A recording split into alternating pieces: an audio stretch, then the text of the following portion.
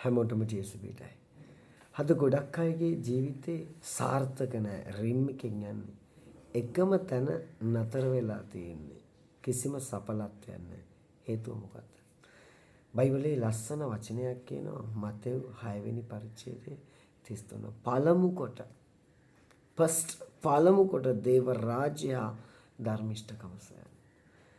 ඔබ ඒ දේ කරොත් දෙවියන්වහන්සේ කියන අනිකුත් හැමදේම මම නුඹලාට ලබා දෙනවා.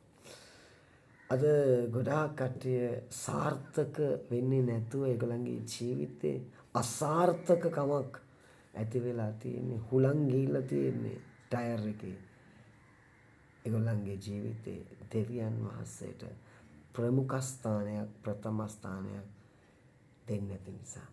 උන්වහන්සේව සොයන්නේ නැති අද ගොඩක් ජීවිත එකම තැන නතර වෙලා අද දුක් විඳිනවා.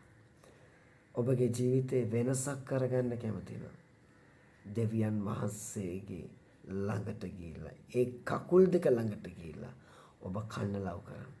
ඔබ සාර්ථක මිනිස්සෙක් බවට අනිවාර්යෙන් පත් වෙනවා. ඔබගේ වාතාවරණය වෙනස් වෙනවා.